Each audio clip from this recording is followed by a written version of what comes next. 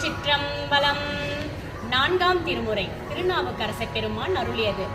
மாதர் பீரை கண்ணியானை மலையான் மகளோடும் பாடி போதோடு நீ சுமந்தேத்தி புகுவார் அவர் பின் புகுவேன் யாதும் சுவடு படாமல் ஐயாறு அடைகின்ற போது காதன் மடப்பிடியோடும் களிறு வருவன